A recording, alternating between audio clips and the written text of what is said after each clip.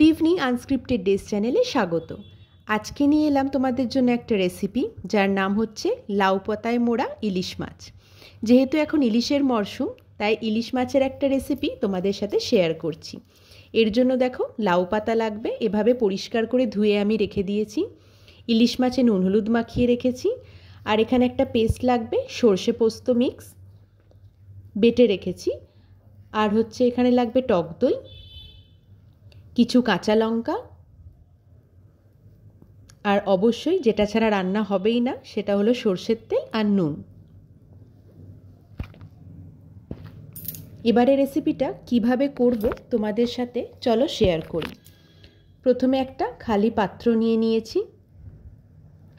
এর মধ্যে আমি কিন্তু ব্যাটারটা বানাবো বা মিশ্রণটা বানাবো। যে সর্ষে পোস্ত মিক্সটা আমি করে রেখেছি, এগুলো আমি আগেই মিক্সিতে বেটে রেখেছিলাম। সাদা সর্ষের পরিমাণটা একটু বেশি দেবে, কালো সর্ষেটা একটু কম দেবে। আর এর মধ্যে দিয়েছি পোস্ত আর একটু নুন, ভালো করে বেটে আমি রেখে দিয়েছিলাম। এর মধ্যে আমি দেব ফ্যাটানো টক দই দিয়ে এই দুটো মিক্সচারকে ভালো করে মিক্স করতে হবে বা ফেটিয়ে নিতে হবে। যেহেতু এটা ইলিশের মরশুম, বর্ষাকালে ইলিশ মাছ তো আমাদের সকলের প্রিয়, তোমরা সকলে জানো 12 মাসই ভালো লাগে। তবে যেহেতু বর্ষাকালে বেশি পাওয়া যায়, তাই জন্য ইলিশ মাছ কিন্তু আমরা লোভ কিন্তু ছাড়তে পারি না। তাই জন্য ভাবলাম বর্ষাকালে তোমাদের সাথে ইলিশ মাছেরই একটা রেসিপি শেয়ার করি। এর মধ্যে একটু স্বাদ মতো নুন দিয়ে দিয়েছি, আর দিয়ে দেবো অল্প একটু কাঁচা সর্ষের তেল।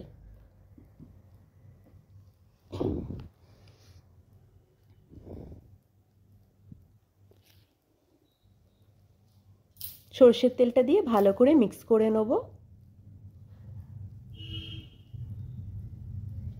এখনো পর্যন্ত কিন্তু এখানে গ্যাসের ব্যবহার করিনি বা ইন্ডাকশানের ব্যবহার করিনি। প্রথমে মিক্সচারগুলো বানিয়ে নিতে হবে, তারপর এখানে গ্যাসের সাহায্য আমরা নেব।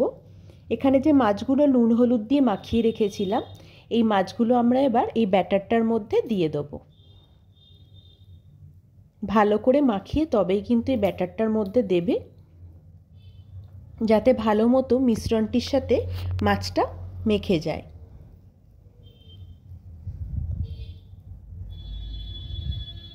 ভালো করে এপিট ওপিট করে কিন্তু দিয়ে দেবে।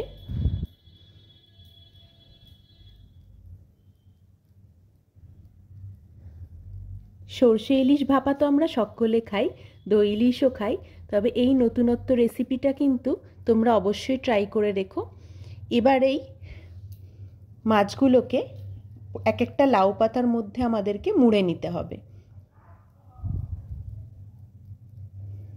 এর মধ্যে একটুখানি মিক্সচারগুলো দিয়ে দেবে মাছের ওপর, দিয়ে পাতাটাকে এবার মুড়তে হবে। আর ওপরে অবশ্যই একটা করে কাঁচা লঙ্কা দিয়ে দেবে। এই লাউ পাতাগুলো তোমরা উল্টোভাবেও মুড়তে পারো, সোজাভাবেও মুড়তে পারো। এইভাবে দিলে আমার মুড়তে সুবিধা হয়েছে, তাই আমি এইভাবে মুড়েছি। এরকমভাবে মোড়ার পর একটা সুতো দিয়ে বেঁধে নেবে। আমার কাছে পাতলা সুতো ছিল না, তাই আমি এই লেচি সুতোটা দিয়ে বেঁধেছি।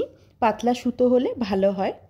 আর তোমরা যদি চাও তাহলে সুতো দিয়ে নাও বাঁধতে পারো। না বেঁধে কিভাবে করবে সেটা আমি তোমাদের বলে দিচ্ছি। ভালো করে টাইট করে আমি দেখো বেঁধে নিয়েছি এখানে।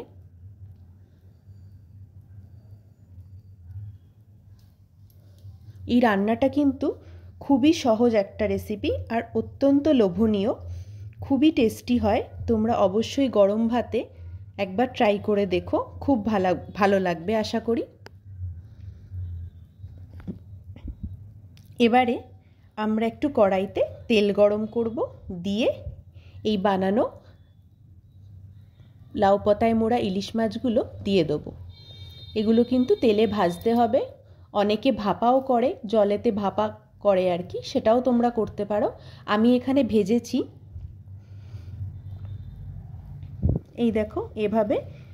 আচ্ছা, আমি যে বলছিলাম না বেঁধে কিভাবে করবে, তোমরা যখন এটা বানাবে যদি তোমরা সুতো দিয়ে না বাঁধতে চাও, মুড়ে উল্টো করে তেলের মধ্যে দিয়ে দেবে, তাহলে আর বাঁধার দরকার পড়বে না। আমি বেঁধে করেছিলাম। আমি এর আগে এই রেসিপিটা খেয়েছি অনেকবার, তবে ট্রাই করেছি প্রথমবার, তাই জন্য আমি বেঁধেই করেছি। তোমরা চাইলে না বেঁধেও করতে পারো। ঢাকা দিয়ে দিয়ে অল্প আঁচে কিন্তু করবে, না হলে কিন্তু পাতাটা পুড়ে যাবে, ভিতরটা ভালো করে সিদ্ধ হবে না মাছের। দেখো এখানে আমি ইন্ডাকশনের ফ্লেমটা একদমই কমিয়ে দিয়েছিলাম, যেহেতু পাতাটা আর মাছটা দুটোই ভালোভাবে কুক হতে হবে। পাতা সমেতে কিন্তু আমরা খাবো ভাতে, সেই জন্য দুটো দিকই কিন্তু ভালো করে হবে। এই দেখো এই রকম হবে দেখতে।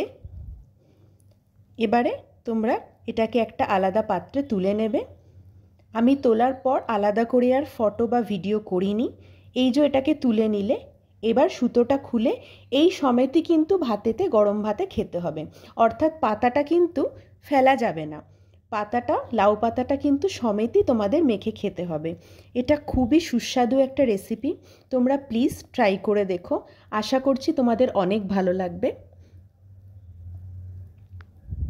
আর যেটা বললাম, অবশ্যই একটু কমিয়ে করো যাতে পুড়ে না যায়, কারণ যেহেতু লাউ পাতাটাও আমাদেরকে খেতে হবে, তাই কোনোভাবে কিন্তু পুড়ে গেলে চলবে না। এটা ঠিকঠাক মতো হয়নি, তাও আমি আরেকবার দিয়েছিলাম। যাই হোক, তোমাদের যদি আমার ভিডিওগুলো ভালো লাগে অবশ্যই সাবস্ক্রাইব করে দিও আর পাশে থেকো। আজকের মতো এখানেই, শুভরাত্রি।